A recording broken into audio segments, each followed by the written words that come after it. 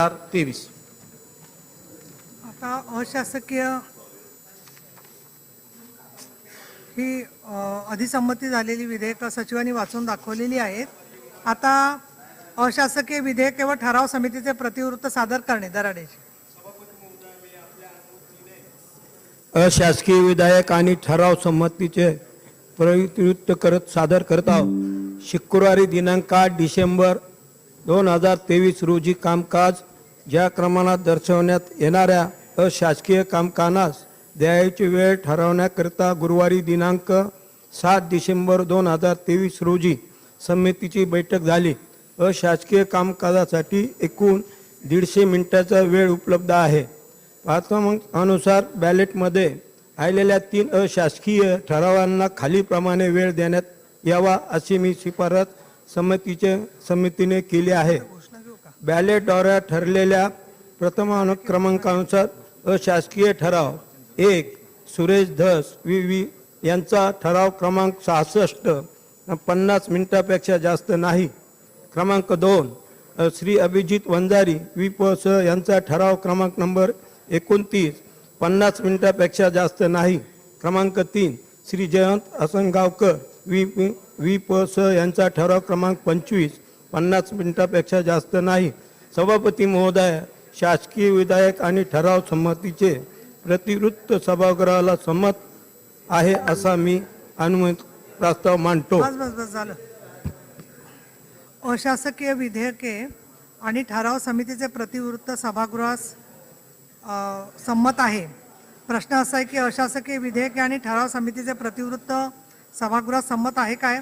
अनुकूल असतील त्यांनी होय म्हणावे, प्रतिकूल असतील त्यांनी नाही म्हणावे। होयचे बहुमत आहे, होयचे बहुमत आहे, प्रतिवृत्त संमत झाले। आता तालिका सभापतींची नावं मी इथे घोषित करते।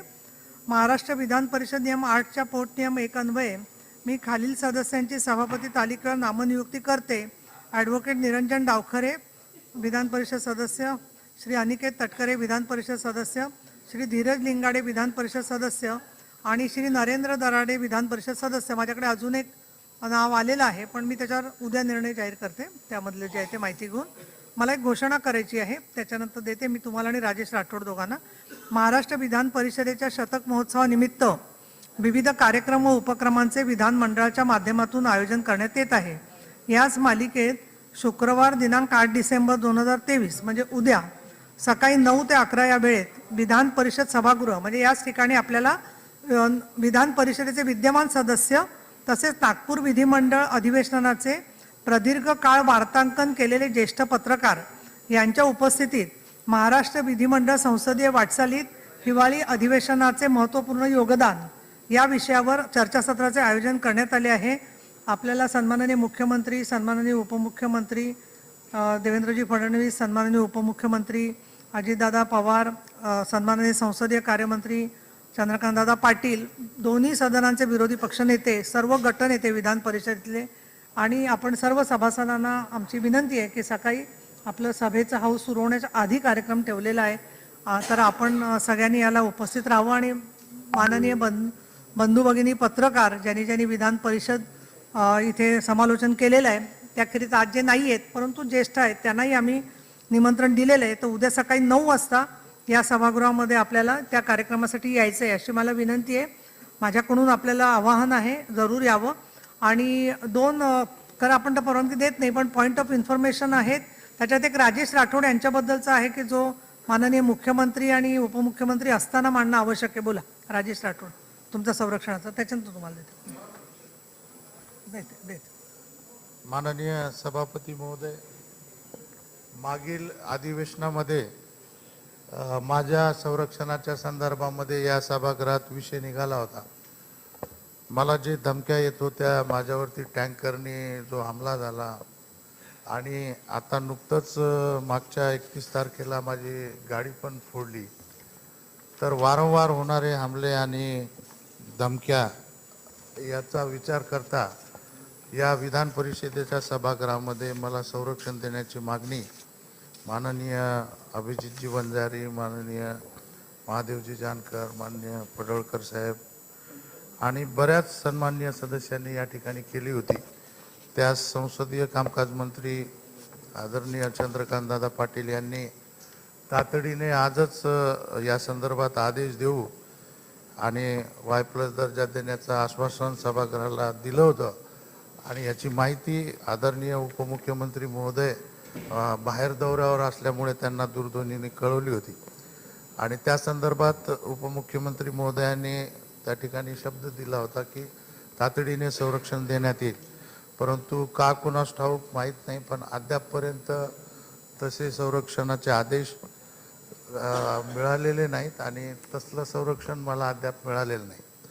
परंतु या विधान परिषदेच्या एका सदस्याच्या जीवितास जर धोका निर्माण होत असेल तर मला खूप दुःखाने या ठिकाणी सांगावंसं वाटतं की सरकार कोणाचंही असो, या बाबतीत तातडीने गंभीरता असणं या ठिकाणी मला आवश्यक वाटतं. मी आपणास विनंती करतो की या संदर्भात आपण सरकारला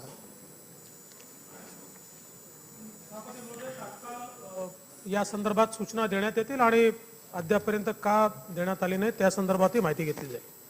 ठीक आहे. सन्माननीय अंबादास दानवे, त्यानंतर प्रवीण दरे. आपलं काय सभापती केसरकर साहेब? नाही थांबा, त्यांचं झालं काय मांडायचं राहिले? सभापती दानवेंचं महोदय, झाल्यावर देतो. थांबा, थांबा, देतो. मी एका मुद्द्याकडे लक्ष वेधू इच्छितो.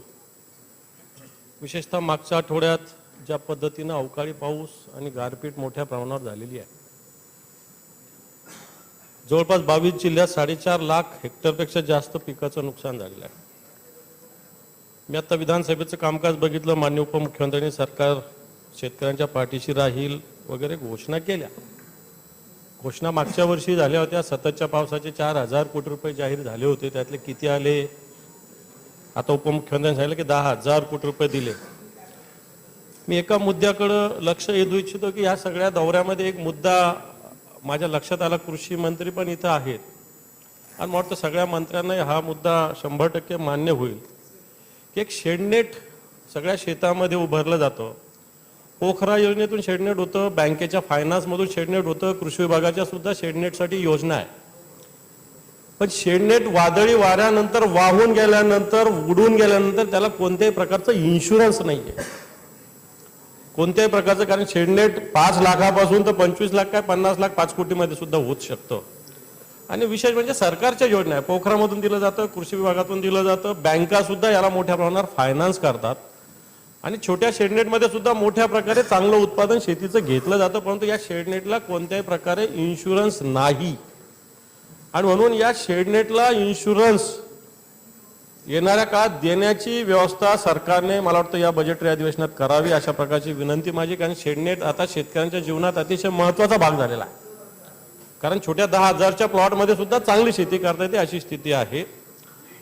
आणि दुसरी गोष्ट, जे पशुधन आहे याला सुद्धा कोणतं इन्शुरन्स नाही. उद्या घ्यायची चर्चा. आणि म्हणून या 2 विषयाकडे मी सरकारचं लक्ष वेधू इच्छितो की एक तर अवकाळीवर याच्यावर आपण चर्चा नंतर करूच, परंतु याच्यामध्ये नुकसान झालं शेडनेट आणि पशुधन याच्यावर इन्शुरन्ससाठी येणाऱ्या काळात सरकारने व्यवस्था करावी, अशा प्रकारची माझी सूचना आहे. दुसऱ्या एका मुद्द्याकडे मी लक्ष वेधू इच्छितो की खालच्या सभागृहात एक सदस्य आज सभागृहात बसले ज्याच्याविषयी माननीय मुख्यमंत्री, माननीय उपमुख्यमंत्री सातत्यानं अशी भूमिका घेत होते की एका देशद्रोहाच्या मांडीला मांडी लावून आम्ही बसवू शकत नाही, अशा प्रकारची भूमिका सातत्यानं घेतली गेली. काय गुन्हे होते, काय होते हे सगळं माहिती एका आहे. सभागृहाचा दुसरीकडे उल्लेख करताच येत नाही. काय नाही करता येत. बोलायचंय मला या विषयावर? नाही नाही, बोलायचं उद्या परवा. बोलू नये असं थोडी आहे, नाही नाही, बोलू नये असं थोडी आहे. काय नाही, या विषयावर मी बोललेलो आहे. मला बंधन नाही लावू शकत तुम्ही, तुम्ही नाही बंधन लावू शकत मला. तुम्ही काय लावायचं? मला सभापती बोलतील ना, तुम्ही काय झालं बंधन लावायचं? संक्षिप्तपणे घ्या विषय तुमचा. काय मुद्दा? हा माझा मुद्दा आहे की एक सभासद विधानसभेचे सभागृहात सत्ताधारी पक्षाच्या बाकावर बसले, यांच्याविषयी माननीय मुख्यमंत्री उपमुख्यमंत्र्यांनी वारंवार जाहीर वक्तव्य केलेलं आहे की एका देशद्रोहाच्या मांडीला मांडी लावून आम्ही बसू शकत नाही. उघड दाऊद इब्राहिमची वेगळ्या पद्धतीने आर्थिक व्यवहार झाले, याच्याविषयी सुद्धा सरकारची भूमिका काय आहे हे आम्हाला माहिती पाहिजे. एवढंच माझं म्हणणं आहे. ठीक ठीक ठीक आहे.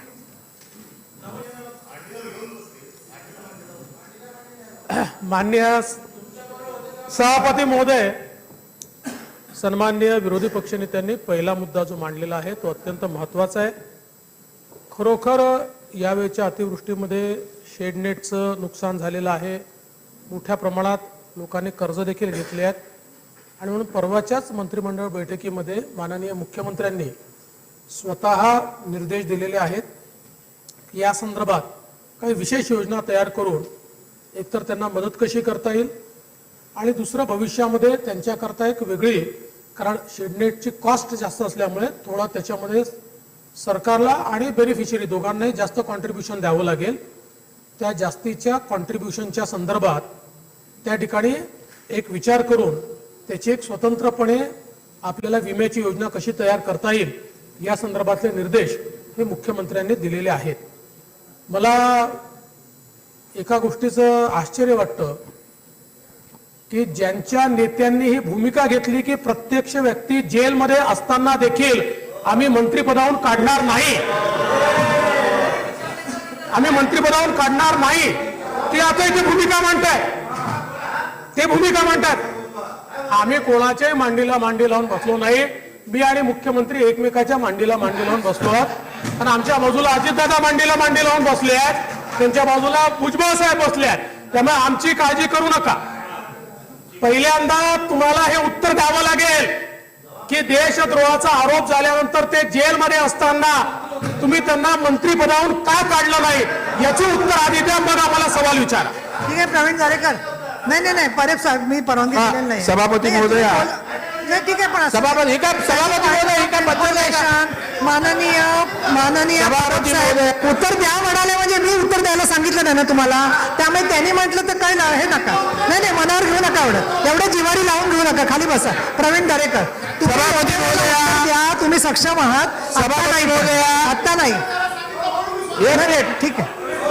सभापती महोदया, अत्यंत एका महत्वाच्या विषयाकडे मी मुख्यमंत्री आणि उपमुख्यमंत्र्यांचं लक्ष वेधतोय की सभापती महोदय, बोरिवलीमध्ये प्रसाद खांडेकर नावाचा एक अभिनेता आहे जो हास्य जत्रेतनं संपूर्ण महाराष्ट्राला लोकप्रिय आहे.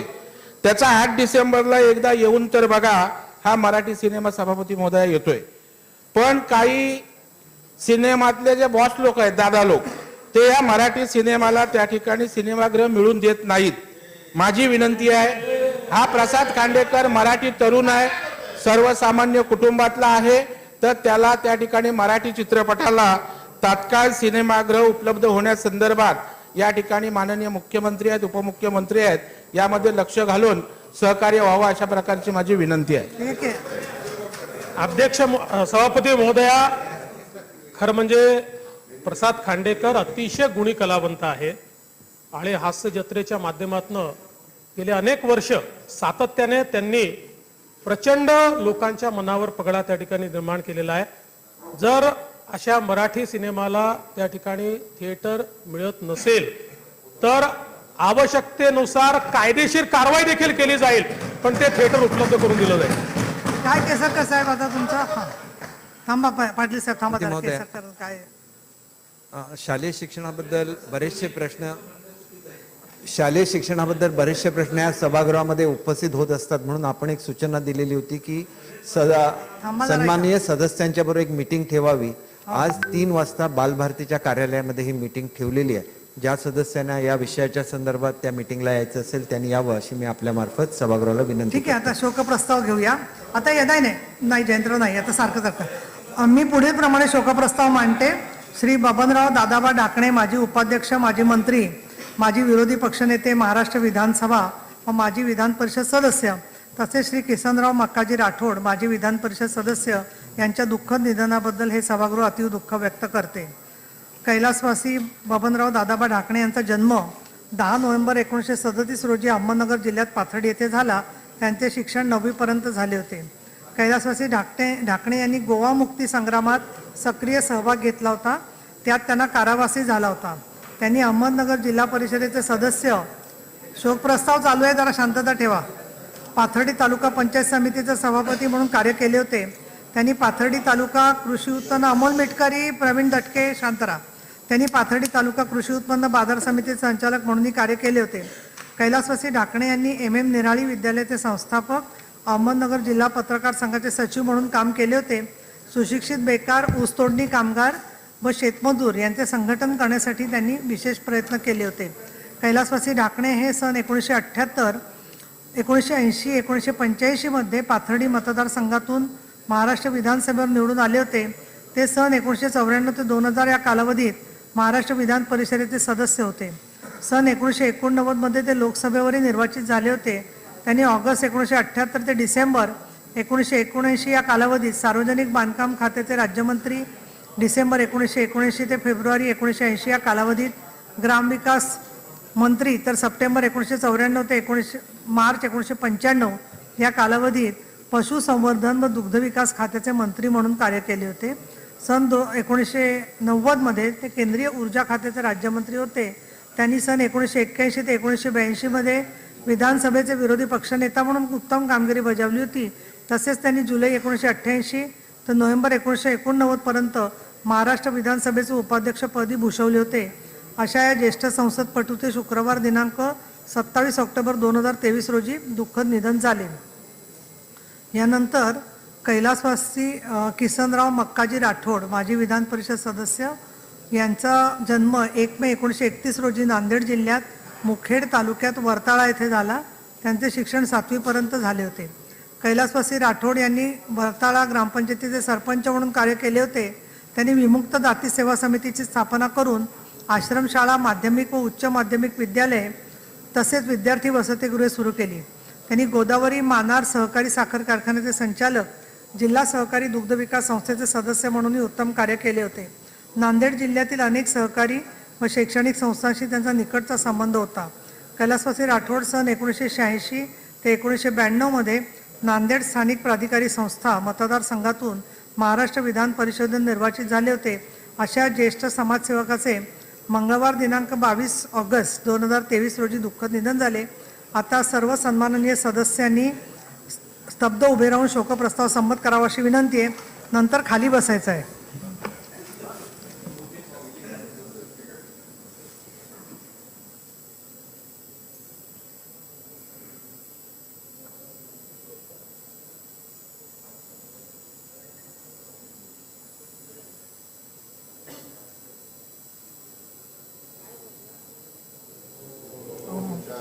उद्याचं सायटेशन नाही. शोकप्रस्ताव संमत करण्यात आला आहे. प्रस्तावाची एक प्रत विधानमंडळाचे स्मृतिपत्र शोकाकुल कुटुंबियांकडे पाठवण्यात येईल. सभागृहाची बैठक आता स्थगित होत आहे. शुक्रवार दिनांक 8 डिसेंबर 2023 रोजी दुपारी 12 वाजता सभागृहाची बैठक भरेल. धन्यवाद.